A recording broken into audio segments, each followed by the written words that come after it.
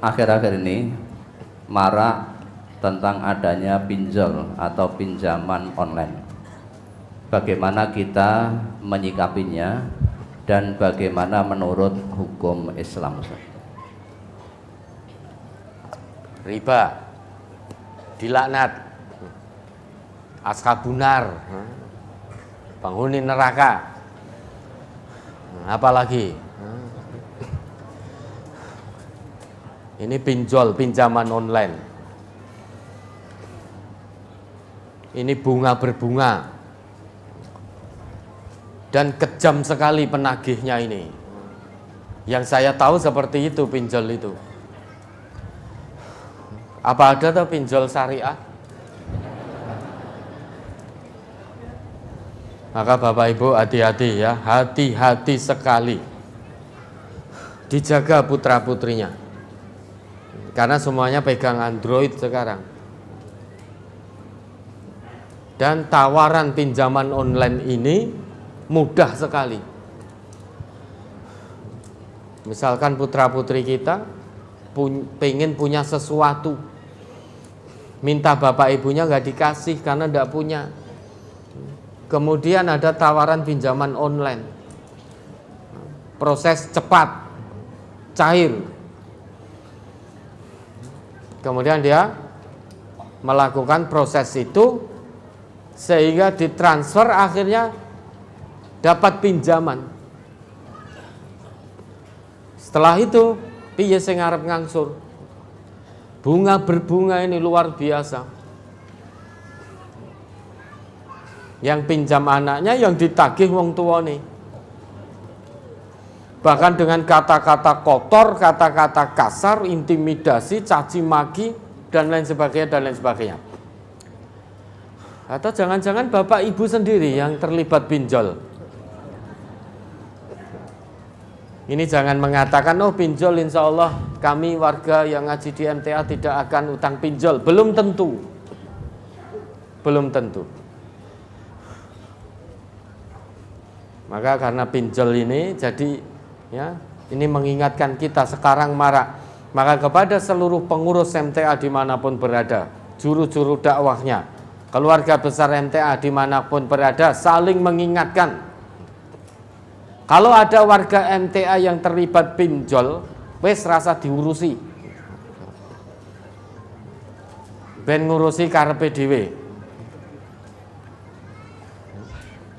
Kalau ada warga MTA siapapun tanpa kecuali terlibat pinjol ini, hutang riba ini, ndak usah diurusi.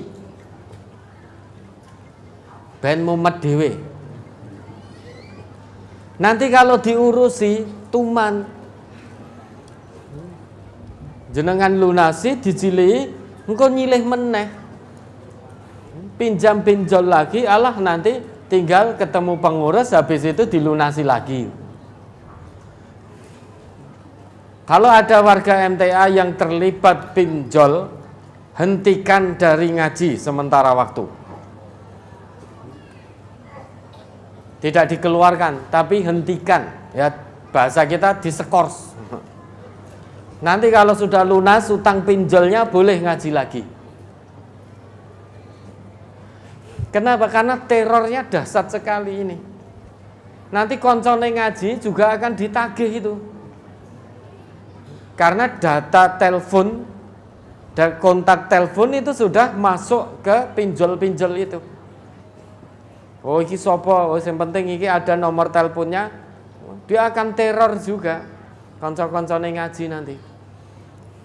Maka warga MTA kalau ada yang terlibat pinjol, hentikan, dilereni sementara dari ngajinya. Nanti kalau hutangnya sudah lunas, maka boleh ngaji lagi. Di-off-kan sementara waktu.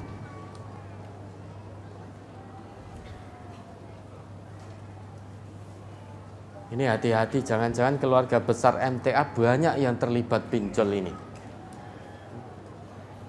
Neraka sudah. Hanya untuk kesenangan sesaat, punya uang tidak seberapa, tapi neraka. ancamannya. Coba diingat itu, Al-Baqarah 275. Surat Al-Baqarah ayat 275. Alladzina ya'kuluna ar-riba la yaqumuna illa kama yaqumul ladzi yatakhabbathu asyaitanu minal mas. Dzalika bi annahum qalu innamal bai'u mithlur riba wa ahallallahu al-bai'a wa harrama ar-riba faman ja'ahu mau'izatun mir rabbih fantaha falahu ma salaf wa amruhu ilallah wa man 'ada faulaika ashabun nar hum fiha khalidun. Orang-orang yang makan atau mengambil riba tidak dapat berdiri melainkan seperti berdirinya orang yang kemasukan setan lantaran tekanan penyakit gila. Nah, berhenti di sini dulu. Orang yang terlibat ribawi, baik yang memberi utang riba maupun yang utang riba, kuwi padha kabeh kaya wong edan. Dia berdirinya sempoyongan. Yang memberi hutang, pinjol-pinjol tadi, dia akan nagihnya seperti itu. Kasar sekali, mencaci maki, bingung kesana kemari kabeh ditelponi. Kontak HP yang terkait dengan nasabah pinjolnya ditelponi kabeh. Kebingungan seperti orang gila, sempoyongan, tidak bisa berdiri jejeg. Yang utang juga demikian. Ada telepon takut, di rumah takut, karena banyak tamu tak diundang di rumah, dan yang datang bergantian. Dari ini pinjol ini, pinjol ini, pinjol ini, pinjol ini, gantian sing teko. Dan di depan rumahnya bengok-bengok, "Weh, sahure. Ngutangmu di sahur." Delalah yang pinjam perempuan. Kalau tidak bisa bayar, jual diri saja. Tetangganya krungu kabeh, memang sengaja dipermalukan. Maka beberapa waktu lalu ada berita seorang perempuan masih muda terlibat pinjol, hutangnya hanya 3 juta, tagihannya itu sampai 20 juta atau 26 juta, itu lupa saya. Akhirnya depresi, ya sudah gantung diri. Gara-gara pinjol gantung diri.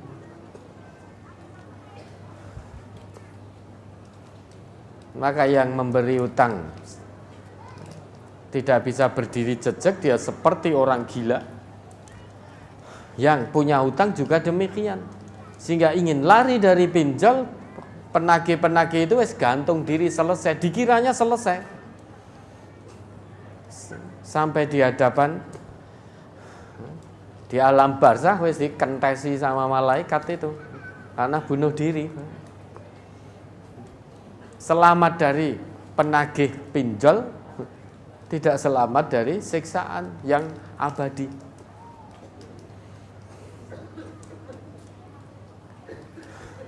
Dan orang MTA pasti sudah tahu karena ngaji bahwa riba ini, yang mengharamkan riba bukan saya, tetapi siapa menurut ayat ini? Allah. Wa ahallallahu al-bai'a wa harramar riba. Jadi langsung Allah yang mengharamkan, sang pemilik kehidupan ini, yang maha menguasai jiwa kita. Allah yang mengharamkan langsung. Tidak mungkin keluarga besar MTA tidak tahu ini. Tapi kenapa masih ada yang terlibat riba, apalagi terlibat pinjol? Karena hawa nafsu, ingin tampil gaya, ingin tampil mewah.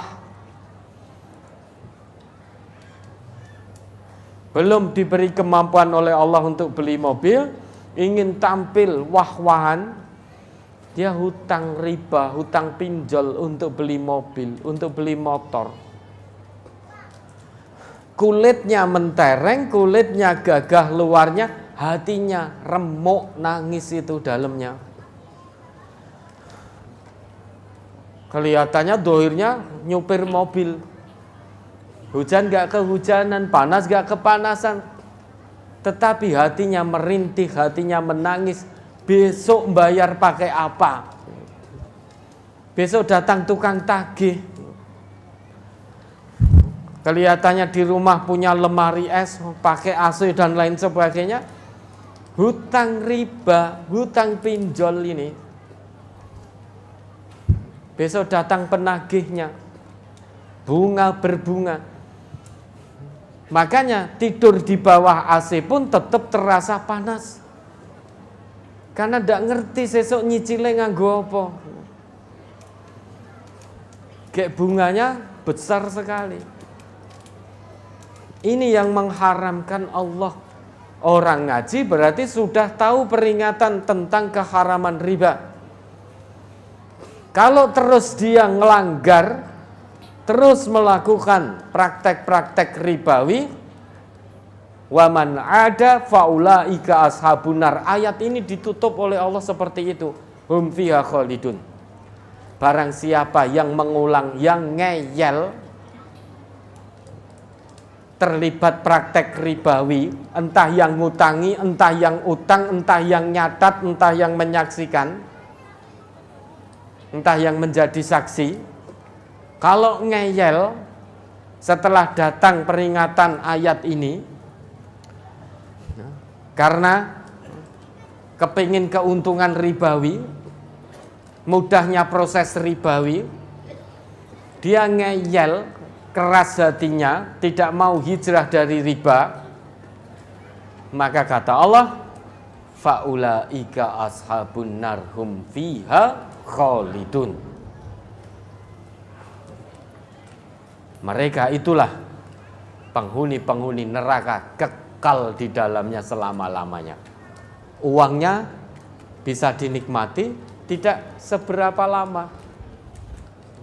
Dan jangan dikira menikmati uang riba itu nikmat ketoke nganggo, tetapi hatinya menangis, merintih, mengaduh. Dunia gelap. Sekarang menikmati, sesuk nyaure piye kan itu. Maka dia menjadi gila, mikirnya wis ora jejeg. Sudah tidak punya malu lagi. Maka kalau ada warga MTA yang terlibat utang riba, terlibat utang pinjol, jangan diurusi. Biar dia mengurusi dirinya sendiri. Berani berbuat, berani bertanggung jawab. Hutang riba, hutang pinjol ini pasti tidak izin sama pimpinannya. Kalau izin dia sudah tahu pasti tidak akan diizinkan. Maka dia tinggal memproses melalui HP-nya cedet gitu. Begitu tagihan numpuk. Karena pinjol itu mungkin utang 3 juta, nerimanya hanya 2.400.000, 2.500.000. Habis itu bunganya besar sekali. Kalau jatuh tempo tidak bisa bayar bunganya, berlipat ganda bunganya, tambah dendanya, tambah penaltinya, tambah ini, maka wajar.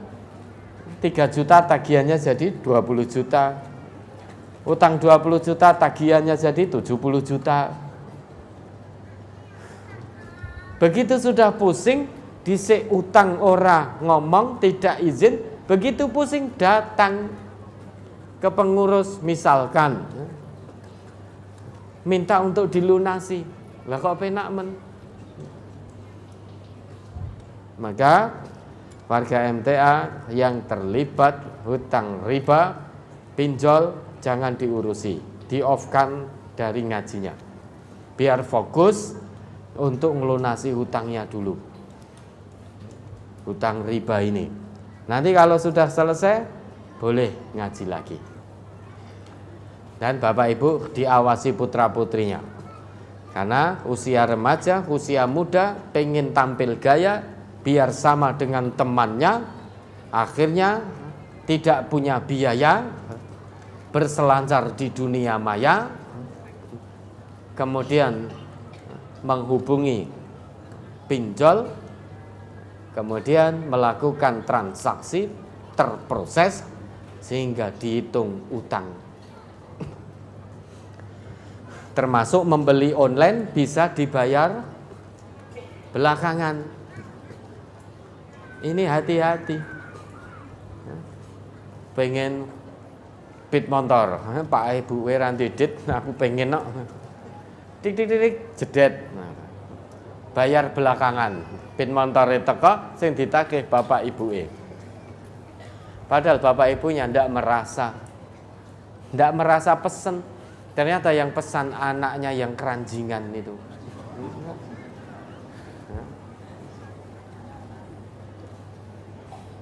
Ada kok ini yang warga ngaji sudah terjual rumahnya, terjual sawahnya, terjual tanahnya gara-gara hutang riba. Yang hutang anaknya, bapak ibunya tidak ngerti. Anaknya pergi entah kemana, alamat yang dipakai alamat orang tuanya, tukang tagihnya datang ke rumah itu setiap hari bergantian, yang dicaci, yang dimaki, yang dipukul. Itu orang tuanya yang tidak tahu apa-apa. Sehingga untuk piano anak dalam bahasa bapak ini, akhirnya jual rumah, jual sawah, jual tanah, habis tanpa sisa. Hutangnya masih ratusan juta. Ini bukan khayalan, ini fakta.